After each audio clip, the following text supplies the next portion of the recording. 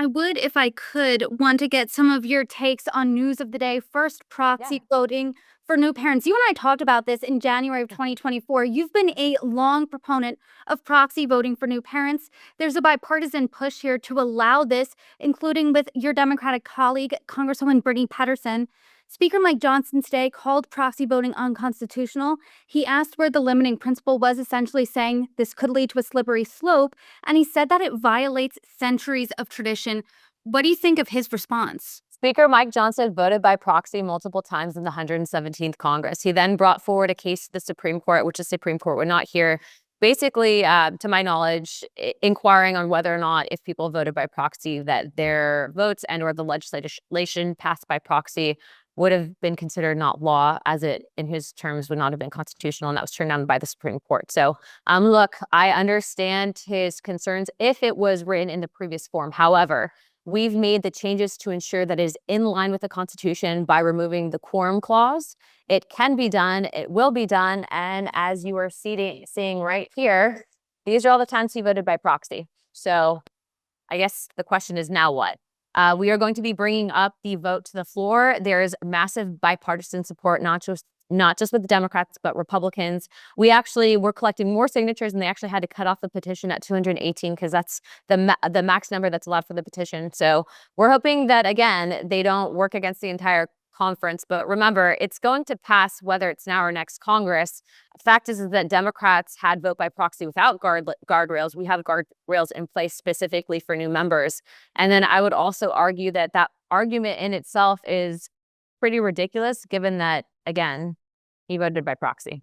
Yeah, you did post those on X, and something that can be said about this, even back in January of 2024, the people that are supporting this are politicians from all different sides of the political spectrum here.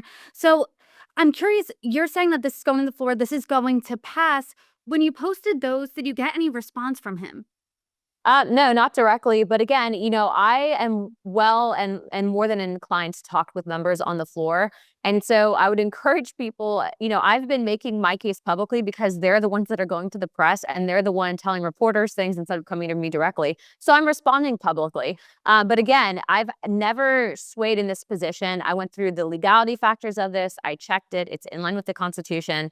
The real question is, why would they not want members specifically who've given birth to vote?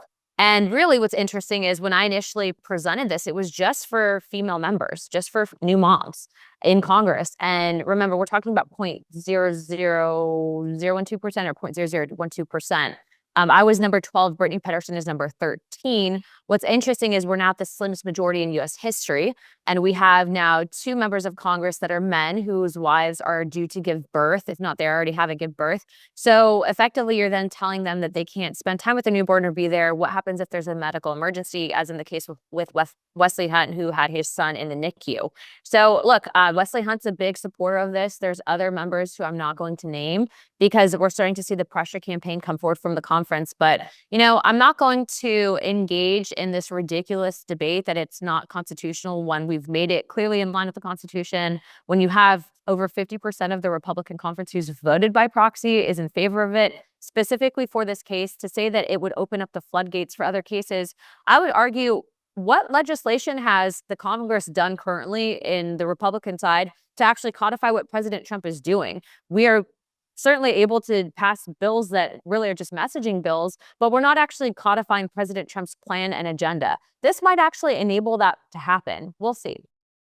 Yeah, his point about the slippery slope argument, when you and I talked last year, it was, I believe, 6 weeks you were allowing new moms of Congress.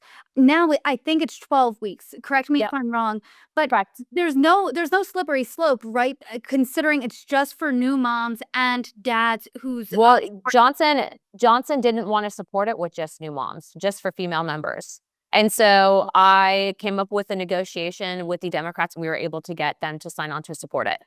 So to be clear, Johnson did not allow for it to be just new moms, and going back and forth in negotiations with them, they try to say that doing a discharge petition, which is a parliamentary measure to actually physically collect signatures on the floor, so an old school way of doing it, that it's a tool of the minority. And I laughed because I've read the rule book twice. I'm probably one of the few members that has done that.